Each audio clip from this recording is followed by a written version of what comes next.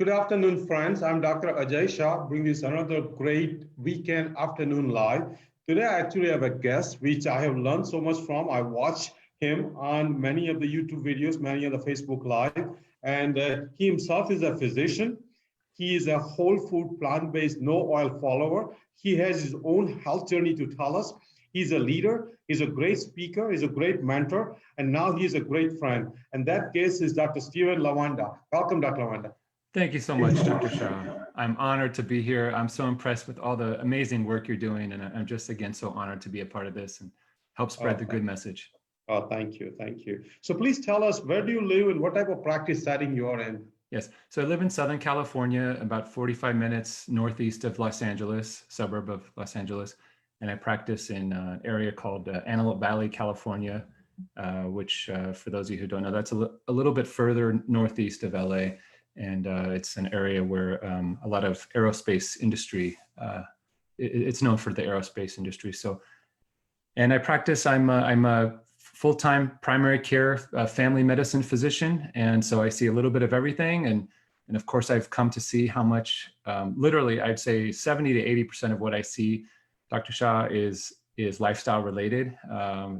These chronic diseases are overwhelmingly lifestyle related, preventable, reversible, and it's just it's my personal story has been so transforming, of course, personally, but there's been such a significant professional transformation as well. It's impacted so much of how I approach just everyday practice, and it's been nothing but eye-opening, and I'm excited to share my story and hopefully inspire some of the listeners today. So yes. So again, I think I have a very special respect and actually very high regards for family physicians, because family physicians are the one, not only they have to know the various disease of every age group and all the different type of diseases, but they have the largest opportunity to make impact in a person at age 5, age 10, in terms of how to set healthy lifestyle at a very, very young age. So I have very high respect, very high hopes, and very, very high regard for family physicians, as much as a neurosurgeon or a heart surgeon. So thank you for being a family physician. So please tell us about your journey. I read it, I watched it, and it's a fascinating, and like you said, a very right way. When ourselves, and I've gone through that too, when ourselves go through that transforming experience, not only we feel good about it, but we want all of our patients to feel the same way. Absolutely. So, my story really begins a lot with my family and my father's story. My father suffered for many, many years unnecessarily with complications of both diabetes and heart disease. And it got to the point where, I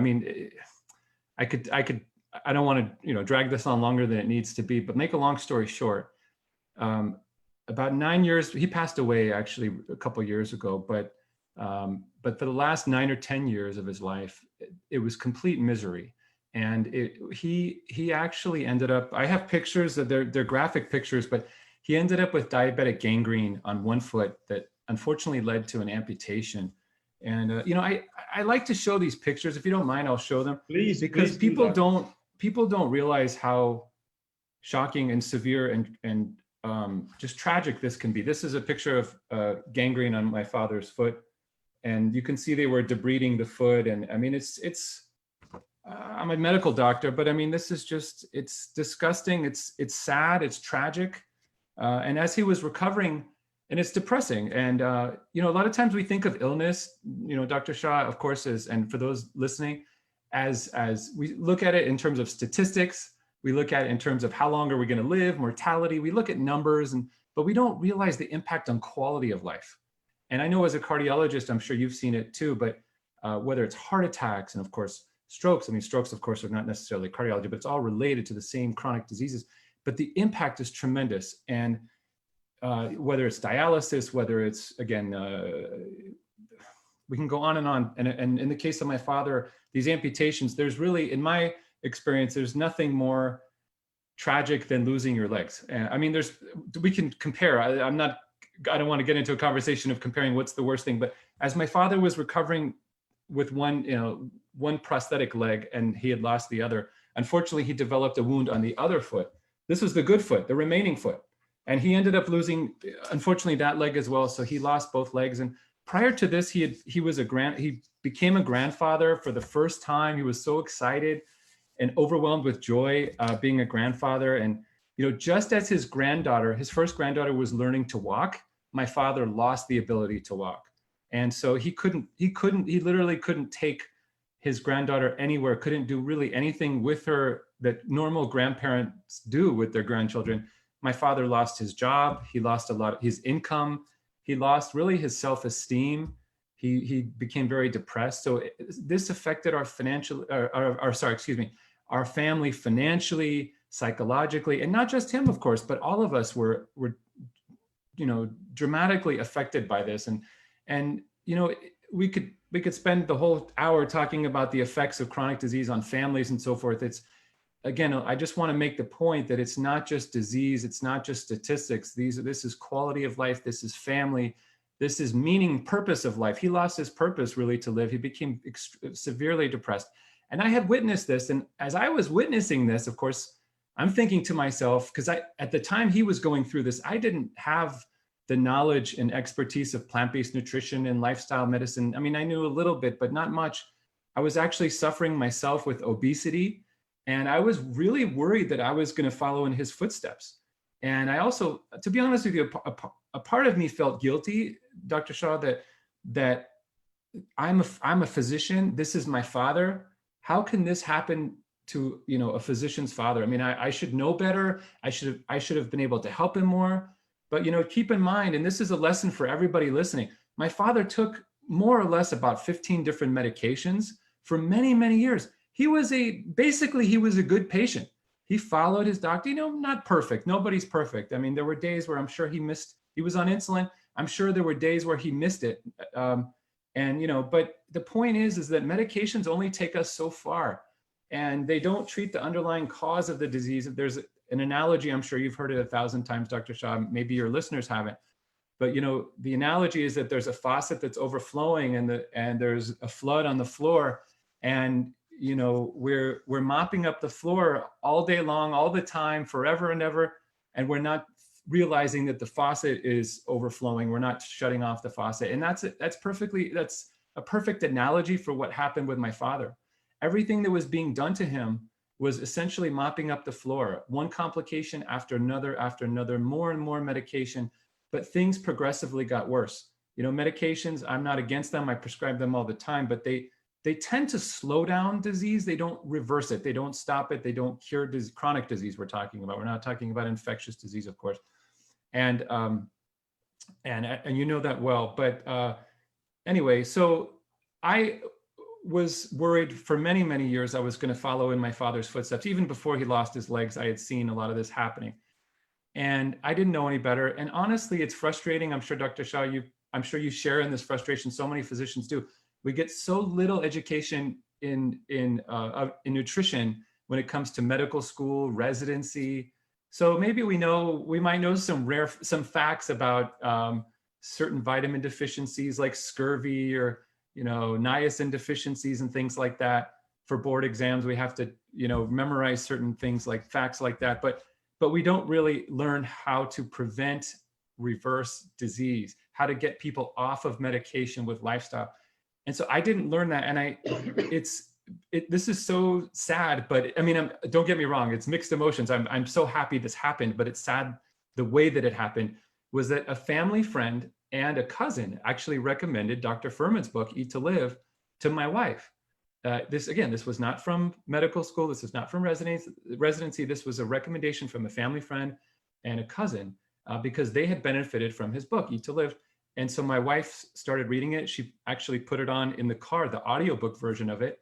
And initially I was reluctant to hear this because, as a medical doctor, we're so skeptical of these kinds of things. I said, turn this off. This guy sounds like a quack. He's talking about you can reverse disease, you can get off medication. And, we're used to hearing all kinds of quacks, and I figured, well, if this were really true, we would have heard about it by now. We would have learned it, would have been part of our medical training.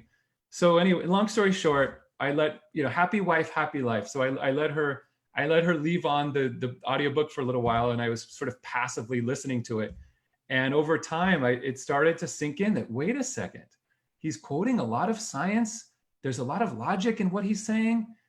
This is starting to click a little bit. And it was a very uncomfortable feeling, because I'm thinking, wait a minute, if this is true, this is very shocking. This is very upsetting that we didn't learn this. And so I challenged myself to learn more, to read his entire book, and to read more, and to continue after the book, because, I think there's a lot of us who are physicians and just people who are skeptical and scientific in general. We can't always trust one source or one article or one book. So we want to, and anyway, so I went on this journey of learning, and I challenged myself to change my diet to a plant-based diet. And initially I was not 100%, but I was about 80-90% plant-based, and I was seeing tremendous benefits, and I felt so much better. I was losing weight. But one thing that's important, I have so many tips and I think pearls that I think everybody can hopefully learn from and be inspired by. But one thing that's very important is that for people to understand who are making this change, or people who are coaching, like physicians or healthcare providers, it's very important that we understand that the first few days sometimes can be rather tough. And what I mean by that is, I think it's similar in some ways to a smoker who's quitting cigarettes, or an alcoholic quitting alcohol. Processed foods are, not only are they toxic, they're almost like a drug, and we know from studies that they stimulate dopamine in the brain, and there's a lot of addictive like behaviors and withdrawal and cravings that happen with processed foods. And if you don't understand this, if people don't understand this, it's very possible that they will quit within a day or two. They'll say, oh, this is terrible. There's no way I can live this way. And the new food, the healthy food, doesn't taste as good, which, by the way, so what I'm trying to say here is that over about 2 or 3 weeks or so, maybe 4 weeks, there's this transition where the cravings for these processed foods gradually go away. For the most part, I'm not going to say 100%, but for the most part, it gets so much easier. The withdrawal, there's a certain amount of withdrawal too. I think sometimes we can have physical symptoms, maybe headaches, maybe some I don't know, everybody's different, but a little irritability perhaps. There could be maybe some digestive adjustments going on, all kinds of adjustments physically, as well as mentally and emotionally. And so, but the point I'm trying to say is that over 2 to 3 weeks, things get much better. And the new food tastes so much better, but it takes 2 to 3, maybe 4 weeks or so, and it depends on the person. And so the point is that you have to be patient. You have to understand that it's going to take a little time.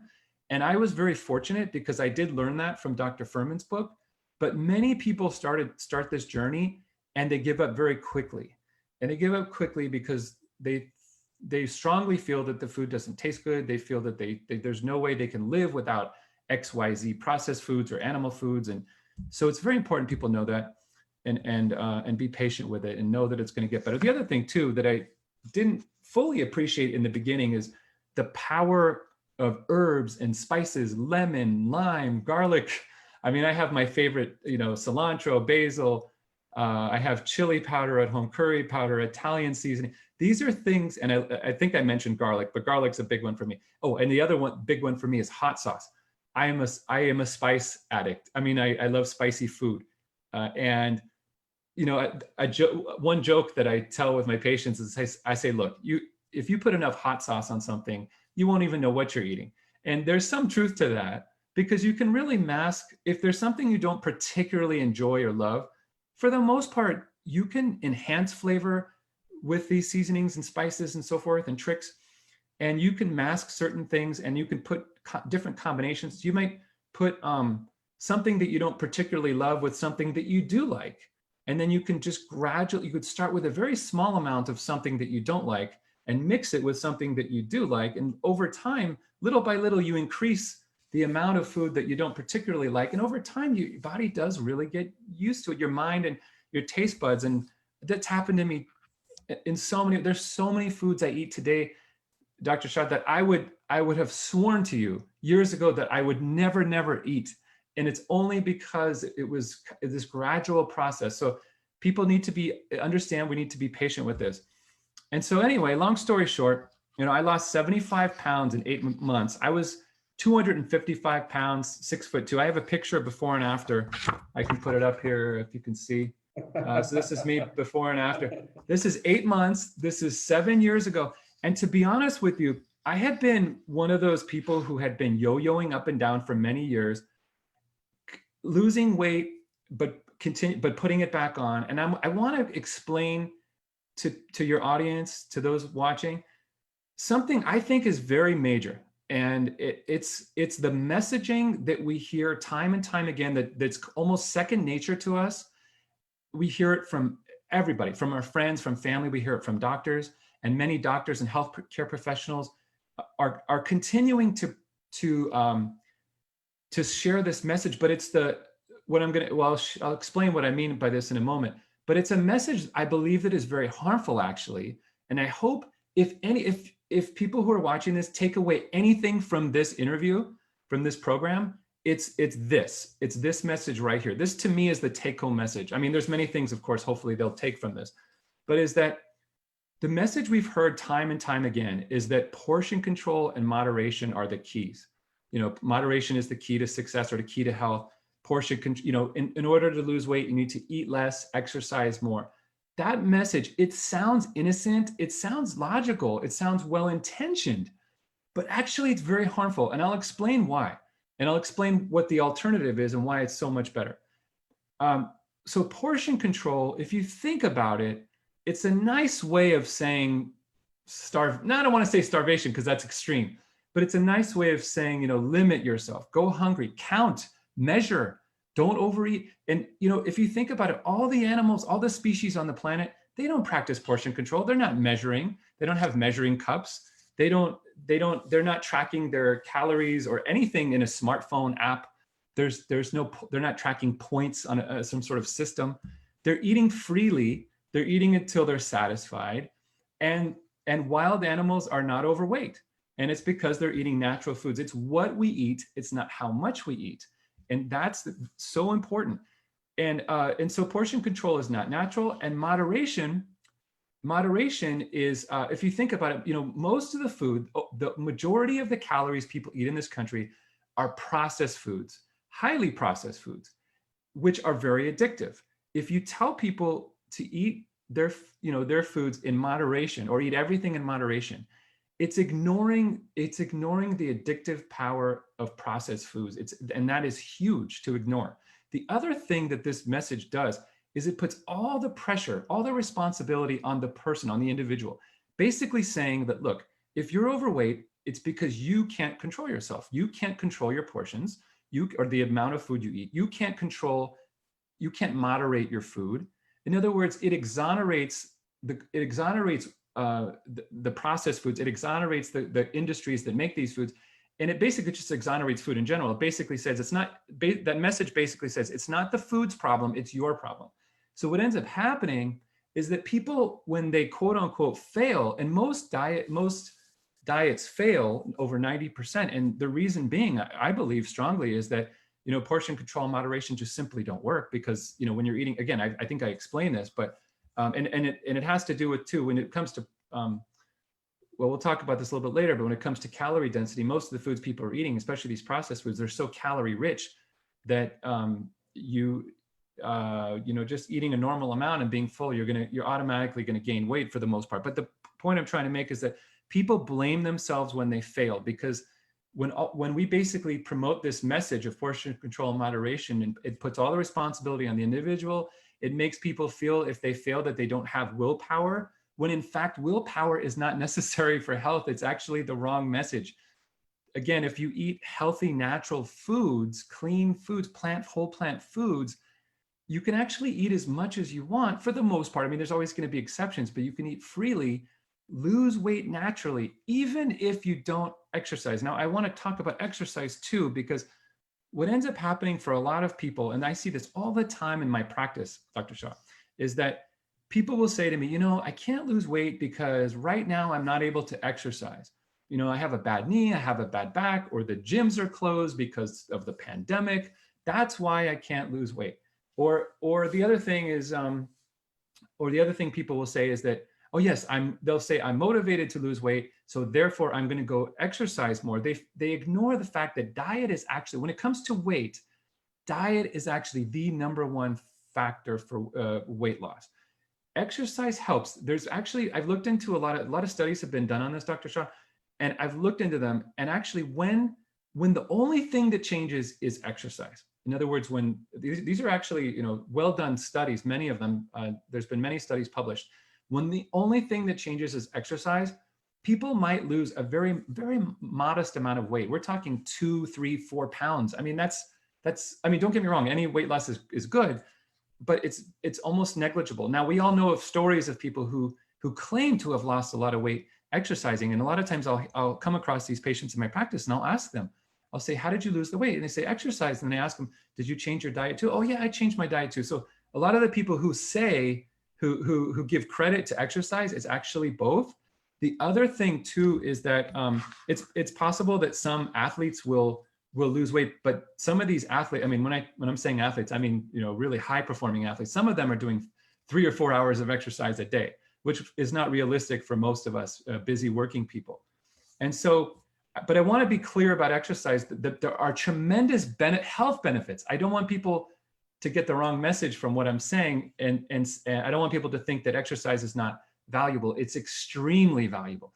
We're talking benefits of living a longer life, less cancer, less heart disease, less diabetes, improved moods, better, healthier bones, less dementia. So by all means, exercise is vital, and everybody can do something, even if you don't have, if you have physical disabilities, you can do something. You could do chair exercises perhaps. But the point I'm trying to say was, when it comes to weight loss, you can lose a tremendous amount of weight by eating whole plant foods, no portion control, no going hungry.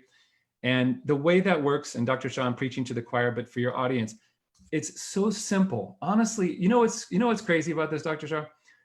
We're all, those of us who have medical training, we went through, calculus, we went through physics, chemistry, all these courses that are, complex science, and something so simple it's so simple that I don't know how it didn't occur.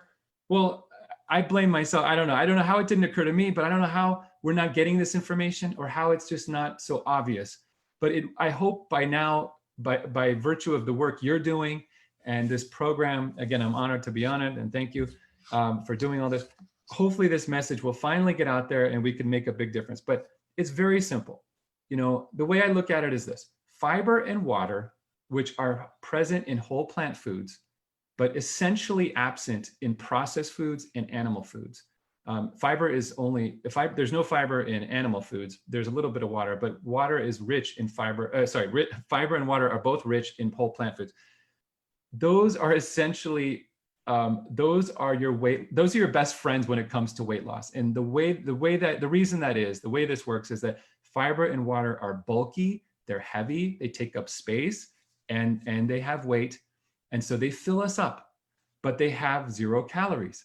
So essentially, whole plant foods are bulky and heavy, but with less calories. So we can fill up our stomachs with far fewer calories, not have to count, not have to measure, not have to go hungry, not have to worry, not have to stress, and we can lose a tremendous amount of weight. And when I started this journey, I couldn't believe how fast the weight was coming off and how easy. Honestly, it blew my mind, because in the past, Dr. Shah, it was always a struggle of counting, of measuring, of going hungry, and just so much tremendous pressure on just all the little details of how complicated diets can be, when this is just so simple. I call this, by the way, I call the whole food plant-based diet a magical buffet, because it's literally all you can eat. But normally when we think of all you can eat, when we think of buffets, we think, oh, stay away from the buffet. Buffets are dangerous. Don't eat too much, eat less. And again, it's pervasive in our culture that people think we need to eat less.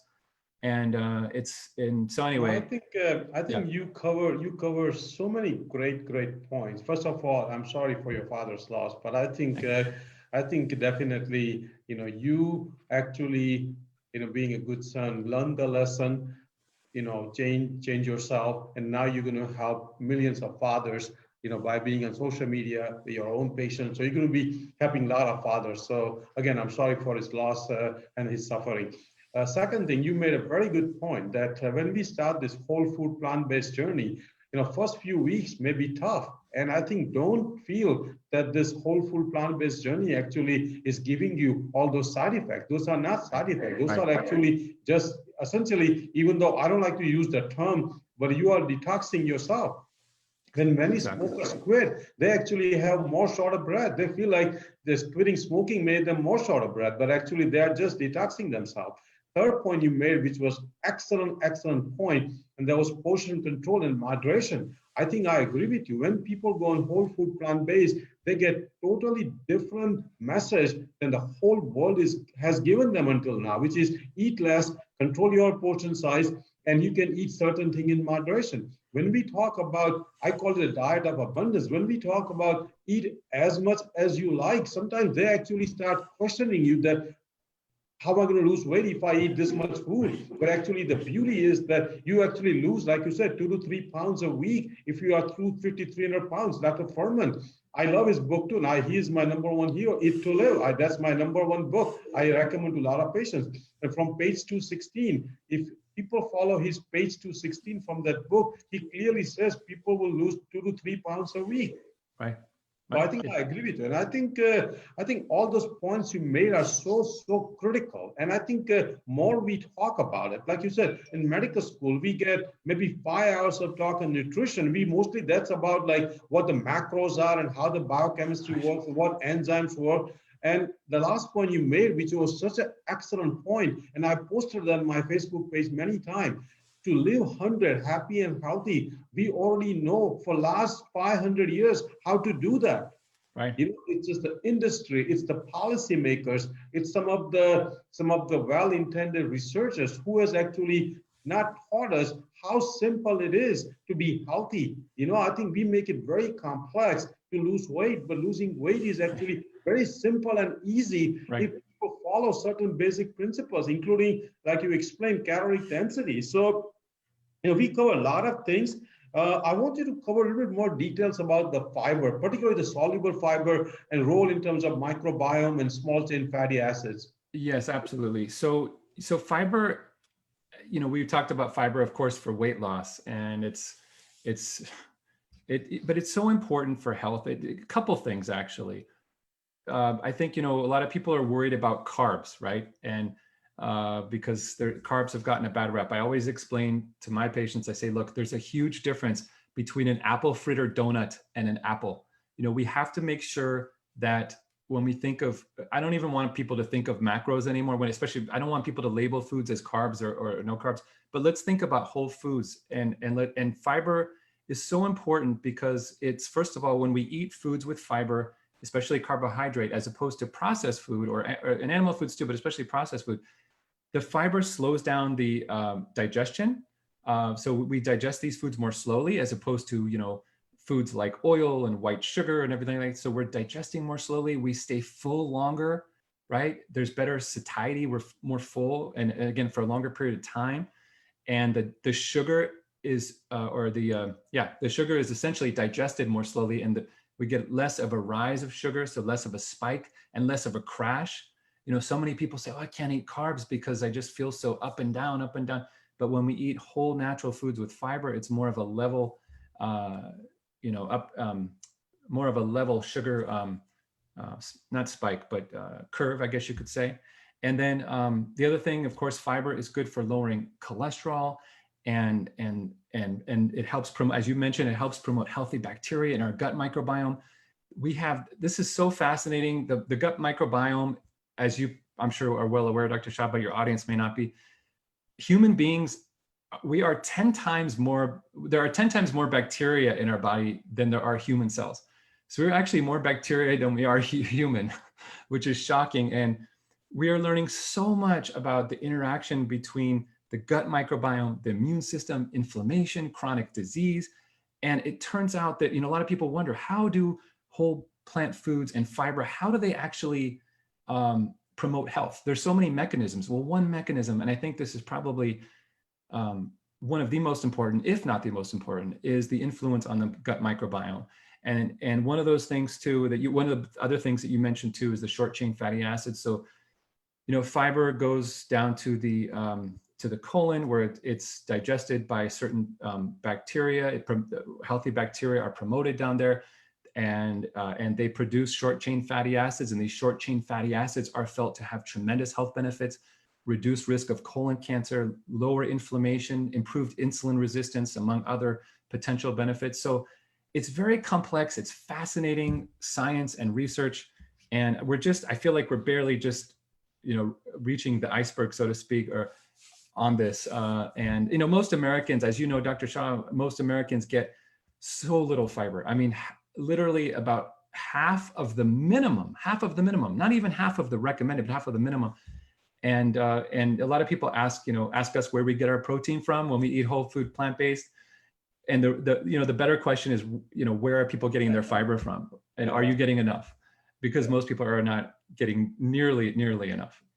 Yeah, those are all excellent points. Actually, Dr. Kaushik Reddy, our good friend, was watching, and he said, "You are a saint," and I agree with you. I agree with him completely that you are a saint. I watch a lot of your videos, and you always come out as like this nice, gentle family physician who can teach anybody anything in the most simple and down-to-earth language with always a great manners and a great smile. So that's a great thing. So again, you brought up already a point that we should be asking the question, where do you get your fiber from? But when our personal trainer comes to our house, first thing he asks me, did you have enough protein? So please tell us that as Americans, do we get enough protein or do we get too much protein? And what should be our source of protein? Okay, great question. So yes, this question will never go away. At least it won't go away for a while, because it's been ingrained in our culture that protein is, number one most important macronutrient. So, in long story short, couple things I just want to share is that I have never, in my practice, and I've been an MD since 2001, I have never seen a case of protein deficiency from anyone other than severe malnutrition from some underlying medical issue. Okay, so I've never come across it, whether it's a vegan, whether it's a whole food plant-based. I know there are probably, I'm sure there's always exceptions to every rule. I'm sure there's probably cases out there. I think if people go to, when I say extreme, I think if people go, like, for example, and eat only fruit, I think there's a high likelihood they probably will be protein deficient in that case. So there's always, but that's not what we're promoting, of course. We're promoting a balanced whole food plant-based diet with fruits, vegetables, whole grains, beans, nuts, seeds, etc. So getting back to numbers, the recommendation is 0.8 milligrams per kilo of body weight, which roughly comes to ballpark number about 50 grams of protein, depending on your weight. And the other thing is, it may be the case that as we age, we may need a little more to maintain muscle mass, to maintain overall, to minimize frailty. Although there's some controversy about that, and the science is ongoing. But there was a study done, I forget when it was, but it was a few years back, looking at various types of diets, and they looked at vegans. And vegans got more than the minimum recommendation. And, I don't count myself. I don't have my patients count. I've never had a patient ever, again, have a problem with this, though, patients who have been whole food plant-based. I have counted a couple of times only out of curiosity, and I was well above. I was maybe, I don't remember the numbers, but 70, 80. And the other thing, as you mentioned, there may be a danger to too much protein, especially, and you ask about the source, but animal protein and plant protein are so much different. And, I always explain to my patients that when you eat protein, you're not just eating protein, you're eating the whole package. That protein doesn't come isolated. I mean, you could certainly get isolated protein in a processed food, but when you eat protein in nature, it's a whole package. So, we can go on and on about all the studies showing that plant protein in general seems to be a much healthier, comes in a much healthier package, with fiber, with vitamins, with antioxidants, whereas animal protein, comes with inflammatory compounds like arachidonic acid. And the other thing is, and of course, no fiber and very low amounts of vitamins, antioxidants. There are carcinogenic compounds in animal protein, and it also depends on how you cook it and so forth and so on. There's cooking methods that go into this. There's also what we call advanced glycation end products, which is that actually, I was doing a little reading the last couple of days. You might find this fascinating. I don't know whether you've come across this, and I think hopefully your audience finds this helpful too, is that, so advanced glycation end products are essentially molecules or substances that are formed. It's a chemical reaction that occurs between either protein or fat and sugar. And this happens naturally in our bodies and in animals. And it also is in foods that we eat as well. And it depends on how the food is cooked. Long story short, surprise, surprise, processed foods and animal foods are very high in advanced glycation end products. And and I should mention, of course, the reason this is all important is that advanced glycation end products are felt to contribute in a major, major way to so many chronic diseases and the aging process. They are known to damage the vascular systems. So you're a cardiologist, they probably contribute to atherosclerosis, to hypertension, to kidney disease, to strokes, and they also are inflammatory. They also damage nerve endings. They're felt to be a major contributor to neuropathy. And my father lost his legs. I have a feeling a lot of that was because of advanced glycation end products.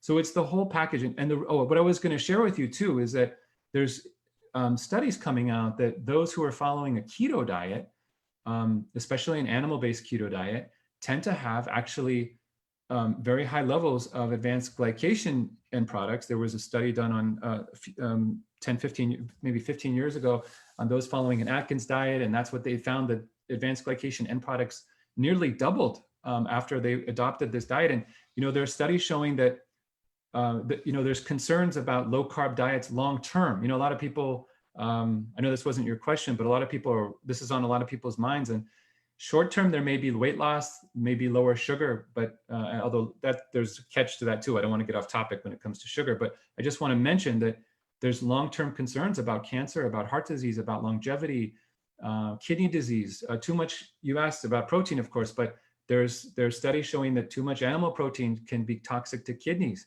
and can actually further promote kidney disease.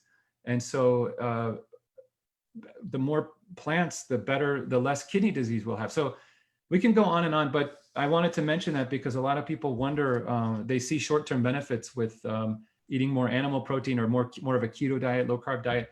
Those short-term benefits may be, maybe a false sense of security, a false sense of wellness that's really a concern long-term. But I know that wasn't the original question, but protein is such a loaded question. I agree with you. And I'm glad you covered about this advanced end glycation products, because more we learn about them, more scarier it gets. I think, including, for many of the women who are watching it, it causes the wrinkles, it causes the cataracts, it causes Alzheimer's disease. Yes. Obviously, all chronic disease, but also your look too, how you look and how you appear in the public. So I think it's just not good to have those advanced end glycation products. And I think, like you said, that certain way of cooking, I think, like when we barbecue, it's fun, but that's when the most, particularly animal products, when we barbecue all that meat, that's when those advanced end glycation products happens very quickly. So I think, plus you also covered in terms of the animal source of protein versus plant-based. I think the stimulation of IGF-1, plus, like you said, the company keeps with the animal protein. One of them is obviously saturated fat. Like plant-based protein have less than 3 to 5% of saturated fat. All those beans and legumes have almost no fat in them. Versus when you eat the chicken and fish, 30-40% of the calories from those things are saturated fat. So I think I agree with you. Not just the protein, but what else it brings it with it. So let's go to the next kind of a topic, which has been recently news about this drinking a glass of milk or two for women and increasing the risk of breast cancer. So what are your views on dairy? Absolutely, no, great question. And this is such a big one, and it's such a part of our culture. I think I really feel honestly we've all been brainwashed, to be honest, and it's something that I never my whole life ever even questioned one bit whether dairy was appropriate or not appropriate. It just never even crossed my mind. It's just so part of the culture, so normal. And so, but when you really step back, I mean, there's on one hand, there's the science and there's the evidence, absolutely, and we should, of course, I want to address that. But I also want to just address the sort of the logic of it and the common sense of it, because, if you think about it, we're human beings, we are animals. And when you look around the planet, there's no species of animals anywhere that consumes dairy other than baby cows or calves. And they only consume it when they're babies. So it doesn't make sense from just an intuitive sense or a logical point of view that why we should be doing it. And really the main reason we were told that we need it is for calcium, right? And for bone health. But when you really think about it, again, just common sense, logic, all the calcium that's in the dairy comes from what the cow eats. It doesn't come from the sky. The cow doesn't produce calcium. It's not manufactured. It's not a calcium factory. So it comes from the plants that the cow eats. And when you look around the planet, you see apes, gorillas, you see elephants, all getting their rhinos, all these strong animals with big bones, all getting their calcium from plants and not suffering from osteoporosis. So I think people need to understand the kind of big picture, common sense way of looking at this. And so many studies have been done on this. And actually, and recently there was you mentioned a study about breast cancer, but there's a concern, that there are hormones. There are definitely hormones in dairy, and these, first of all, they're not human hormones. They're cow hormones. And these are estrogenic. They seem to promote breast cancer. I mean, some of the studies are mixed, but the way I see it, this is how I see it.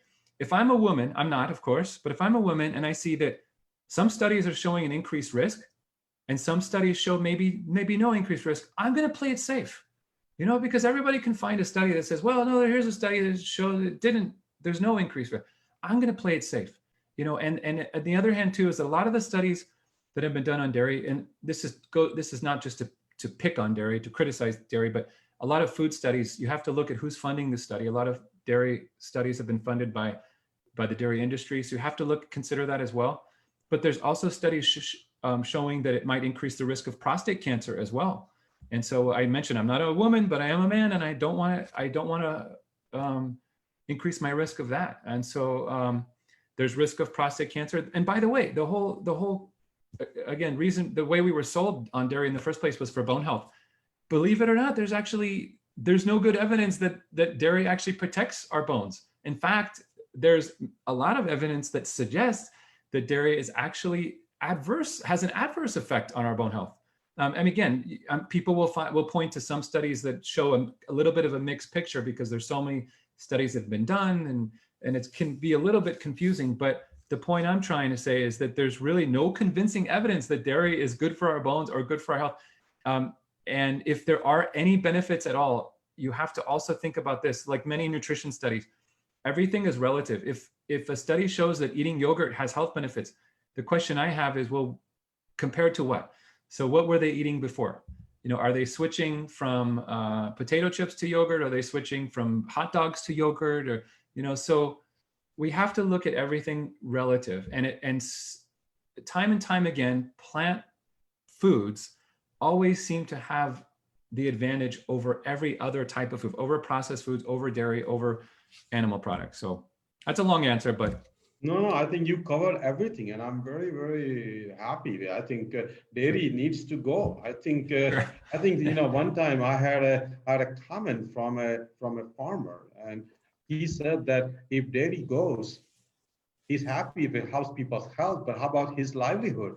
I said, I think there are various different ways of making money. And I understand. I think, when we try to advance science, when we try to advance humanity, some people obviously will need to change their jobs. I think when we all these fossil fuels, going away, and when electric cars and other things start coming in, some jobs will be lost. But that's how we advance. I think we cannot just stay at the level thinking that part of the population will be at disadvantage. I think eventually everybody will be at advantage, including the farmer's wife and farmer's daughter who is not going to get the breast cancer, because all the money he made from dairy will be spent on a breast cancer in 1 month or 3 months and all the suffering. So I think right things are right. I agree with you.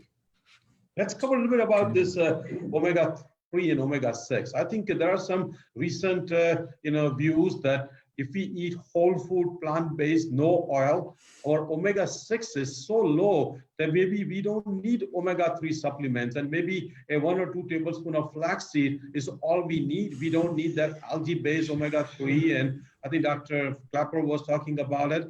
And I think that the chef Aajay was saying the best way to resolve that issue is check the fatty acid analysis and see whether you need omega-3 supplements or not. What are your views on that? Such a great question, and I know it's such a controversial one. I've been doing a lot of thinking about it, and I want to start by answering it this way too: is that the average patient in my practice, I always try to prioritize, the different interventions that I recommend that they undertake, and I would say, don't get me wrong. I mean, obviously, omega-3.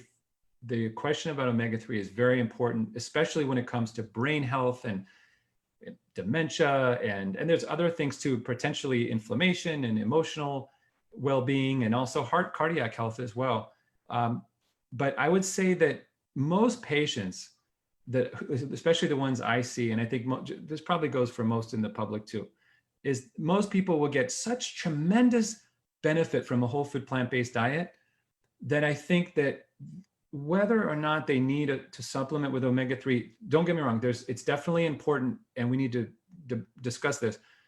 But I think most people need to at least focus on the most important things first, being their poor standard American diet. But that being said, if a person has a fairly optimal diet, and now the question becomes what to do about the omega-3, the way I see it is this: the Adventist vegetarians, I don't know whether you saw this study. This was a population study, but they're amongst the longest living population on the planet, perhaps the longest. In fact, it's estimated that they live 10 years longer than in California, the California Adventists, than the average Californian. And I don't actually know the answer to this, but I have a feeling, I could be wrong. I have a feeling they're not routinely supplementing, but now I could be wrong. Because if it's true that they're not routinely supplementing, then we potentially have somewhat of a population argument, at least for life expectancy, which is pretty powerful, because most people that's a good marker for health, is how long you live. I think that we can make the case that maybe it's not so critical to supplement if they don't. In other words, if people, and now, of course, we can also make the argument that, and we know that, there's studies showing that fish seems to promote brain health in some populations. It seems to be the omega-3 content of fish that seem to be doing this. I want everybody to know who's listening, and I'm sure your audience probably knows this very well by now, but we don't need fish to get omega-3. Of course, we can get what's called ALA, which is not the active form, but it can be converted to DHA and EPA, which are the active forms. We can get the ALA from flax seeds, chia seeds, walnuts, soy foods, greens, etc.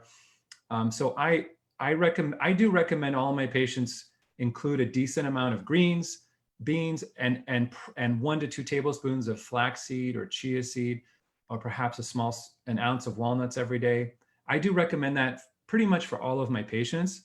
And then I think there's a little bit of a judgment call, honestly, when it comes to the DHA EPA. My take is this, I think, is that I don't think there's any harm in taking it, especially if it's an algae-based supplement, because the concern about fish oil is that it's still coming from the ocean, and there's a lot of contamination in the ocean, PCBs, dioxins, mercury.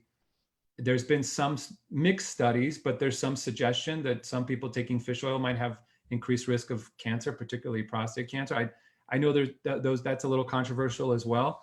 So I think if you're going to do it, I would choose algae based. And I think, honestly, I think it's probably the safest way to go, because we don't have the best data. I don't think the data is solid enough, but I think there's enough concern that most people might want to consider that. Although if I have a patient for whatever reason is not doing that, I don't push that.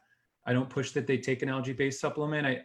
I'm still not sure what the final answer is, to be honest. And it may take many years, and we may never know for sure. But I know that's not a black and white answer, but it's No, you I know, think you yeah. covered it very nicely. You covered it very nicely. I think I agree with you. I think like I have a 1 to 2 tablespoons of flax seeds every day. I don't take any omega-3 supplements. And I think I had my fatty acid analysis done last year, and my ratio 6 to 3 was about 4 to 5 to 1. So I think Oh, that's I great. still could be better, but 2 to 1 is probably the best way to do it. So I could increase the flax seeds. I can have a small walnuts, but I think but at the same time, you covered it well that if you want to take algae-based omega-3 while you are into this transition of no oil, no vegetable oil, and whole food plant-based with lots of greens, there's nothing wrong with taking algae-based supplement. I think I agree with you. So, let's talk about this new thing going on for the last 2, 3 years, 5 years, and that's about intermittent fasting. A lot of people put a lot of faith into it. A lot of people actually continue to eat unhealthy, but then they do this intermittent fasting, that thing they do work. I personally believe intermittent fasting is important, but it's only important if your diet, if your what you eat is extremely healthy. Otherwise, intermittent fasting will not work and it will be just a fad diet, just like any other diet. What are your views on that? Sure. No, great question. And actually, I'm glad you asked that because it is, as you mentioned, it's something that's coming up a lot. And I think I've seen a lot of really fascinating data showing a number of benefits, potentially, better diabetes control, better weight control, perhaps less cancer, less inflammation. So and the other thing that you may have seen too is that if you eat your calories earlier in the day, that actually might be better, even if you eat the same amount of calories, but you shift it earlier in the day, that might actually help promote further weight loss, even though it's the same number of calories, which is so fascinating. So actually, funny thing too about personally, I'll just share this with you. During the pandemic, I've been home. I've never been home. I'm sure most of us are in the same boat. I've never been home this much. And I found myself in the beginning eating more than I normally do. I don't know if it's boredom. I don't know what it is. And it's healthy food, of course. But the thing is I mentioned earlier, you don't need to worry about portion control. But if you eat all day long, you might notice a few pounds creeping up. And I noticed that in the beginning of the pandemic, a few pounds were creeping up. I said, you know what? There needs to come a point at which I just literally stop eating. And so for me personally, I do practice a little bit of that now. And I found that helps me to it's an extra tool, so to speak. I think a lot of people sometimes get stuck. They say, look, I'm doing the best I can with this plant-based diet, but I'm stuck. My weight is stuck. My diabetes stuck. Something's stuck. And I think of this as just an amazing, powerful tool to use when everything else is not working. But who knows? Maybe it may come to the point where maybe we recommend this, routinely for everybody. I don't think there's any harm in it. Like I said, I'm practicing it myself, and I am generally recommending it to my patients. But I see so many patients who don't practice this, and they're perfectly well, they're healthy, they're happy. So I don't think it's necessarily a requirement for everyone. But I believe in the same thing what you said, that I think have the healthiest food when you eat, and then if you practice intermittent fasting, I think like you said, eating earlier in the day, that's what we used to do for thousands of years. I think when sundown happened, we stopped eating. So our genes haven't caught up with all this electricity and microwaves and all those things there. So I agree with you, and I think intermittent fasting, like you said, even eating the same calories may have a better weight loss, better sugar control. And actually, in our language, in Hindi, actually in Sanskrit, there is a clear way of saying that people who eat a large meal at night are opening the door to the hell. I mean, it clearly is written 2,000, 5,000 years ago. Wow. That dinner, you are opening a door to the hell. And for America, we are opening that door every night. Unfortunately, that has become a social norm that our largest meal is the dinner, because that's when we come back from work, and that's when we meet with the family and friends and we go out. So I understand that. At the same time, I think some of the Southern American countries, some of the European countries, for them, lunch is the largest meal, not the dinner. So I think we all can learn. And like I said earlier, we all can advance. I think if you have a choice, like you said, if you have a choice, eat earlier, particularly if you are working from home, eat earlier and have the largest lunch and have a smallest dinner. So I agree with you. So, we covered a lot of topics. I want to cover one topic, which is very important. A lot of our viewers, a lot of even my patients, I want to learn about this reversal of diabetes. And from your family from your family practice experience, because you've seen a lot more patients than I have seen, what are your views on reversal of type 2 diabetes? And if you have a, example, without obviously giving names, who has reversed the diabetes and what that person did, please teach us on that. Absolutely. I'm so glad you asked that, because honestly, Dr. Shah, diabetes is such a big problem in this country, no pun intended. It's costing our country so much money, but costing lives and affecting quality of life. As you know, as a cardiologist, it dramatically increases the risk of cardiovascular disease. We can go on and on. And, I came across, I want to share a quote actually, because this relates to what we're talking about. I just found this quote the other day. I'm surprised I'd never heard this one before. This is from Hippocrates, considered to be the father of modern medicine. And the quote is, "The greatest medicine of all is teaching people how not to need it." So I love that. And that's, when I would say when it comes to a whole food plant-based diet, one of the most powerful things we can do, and one of the coolest, most rewarding things as a physician, is to reverse diabetes. And I would say that it depends on the patient. The earlier you intervene, the better, because sometimes what happens is if people have the diabetes for 15, 20, 30 years, they may have much less functioning beta cells in their pancreas, and the beta cells produce insulin. So you may not be able to regenerate the pancreas completely, but although some of it may. But anyway, long story short, it's very reversible. Diabetes is caused by insulin resistance. That resistance is, in most cases, 100% reversible with a plant-based diet. For the most part, processed foods, animal foods, especially high fat, saturated fat, and also extra fat on our bodies, these all contribute. And the microbiome, we can go on and on about all the things that contribute to insulin resistance. Well, within a matter of days, Dr. Shah, within a matter of days, we see people on a whole food plant-based diet reversing their diabetes, getting off medication. It doesn't take months, it takes days to weeks. It's so fast. And patients are blown away. Sometimes they're in tears of joy though, because they can't believe that in some cases they've been on insulin. I mentioned the longer you have it, it's a little tougher, but I have seen patients on insulin for 10 or 20 years get off of it completely within days to weeks. And they're beside themselves. They can't believe what is happening to them. And of course they feel better. It's not just that they no longer need to inject themselves. They feel better. They have all these other benefits. And, in general, I'll share a quick story. Actually, this is, this is a patient actually who was diagnosed very recently, but he was diagnosed with average sugar level, approximately 300. His A1C, hemoglobin A1C, was 12.4. For people listening, you want to have an A1C. Diabetes is 6.5, so 12.4 is basically double where it should be. And he was put on insulin, put on metformin. He was told this was going to be for the rest of your life. You have it the rest of your life. That's kind of a depressing message to have to accept, but we've come to accept that as a society. In any case, he came to a program. We started a lifestyle medicine program in my medical center. I've been very blessed to be able to do that. And it's a group-based program where we educate people and provide support ongoing, and we help them with their medications. And I kid you not, within weeks, he was off all the medication, Dr. Shah. And 6 months later, he had another A1C with no medication whatsoever. I'm not making this up. I have the data there. His A1C was 5.1.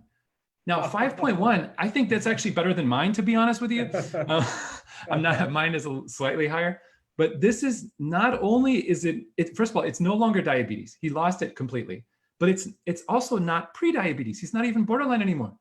The point being is that this is a reversible condition if you treat the underlying cause, especially early. But I have seen people still reverse it at an older age. I would say that the majority of people who have it can reverse it completely, depending again on how long they've had it, and also depending on how strict they are with the lifestyle change. And it's not just, of course, diet is, I would say, the number one factor, but exercise helps tremendously. Intermittent fasting can help on top of that. Stress management can help. I've seen some people where they go through a lot of stress and their sugars goes up a little bit. And also stress impacts our behavior too sometimes, although we have to learn how to manage stress in a healthful way. Even sleep, lack of sleep can contribute, sleep apnea could contribute. So it's not all diet, of course, but diet is so powerful. It's the most powerful weapon we have as doctors. And, I can tell you the other thing I didn't mention, but as a doctor, I was kind of burning out. So there's a tremendous level of burnout. And I think part of the burnout for me is working harder and harder, but not seeing, because we all work hard in medicine, but I think we want to see results, and results, don't get me wrong, we always like to see numbers improve, but we want to see lives improve too. We want to see people smiling. We want to see lives, I remember there were people discouraging me when I was choosing family medicine. You said some nice things about family medicine. I appreciate that.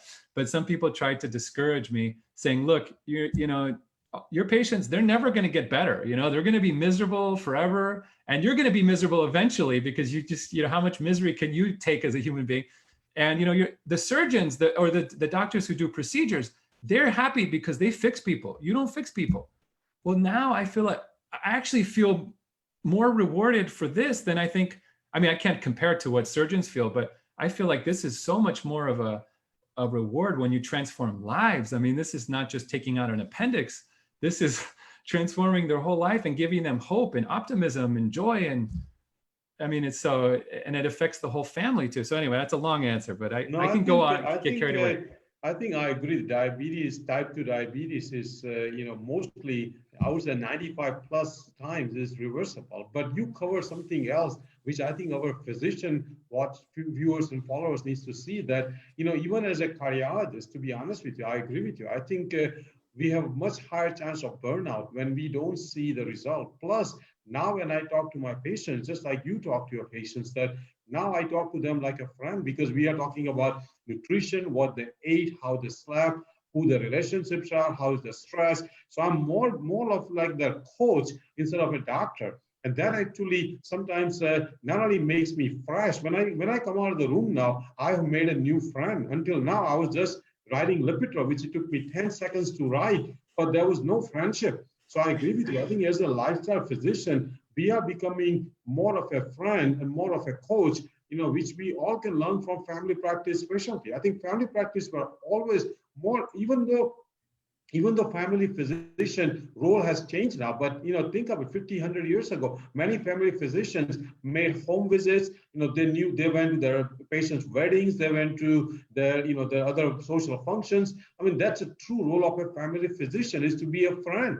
And many of this sexy specialty actually have taken that friendship away. And I agree with you. I think there's the highest burnout among neurosurgeons, cardiothoracic surgeons, because only thing they do all day is just cut and just move. They never make any friendship. And I think I agree, we need to change that. And that's where I think some of these policies, including the reimbursement for some of this cognitive work, including this coaching work, has to be properly reimbursed. And I'm hoping the Medicare and many insurance companies will learn that that's the way of the future. That's the only way we can prevent this $3 trillion healthcare crisis. So I think we covered a lot of topics today. Obviously, I want you to keep coming back.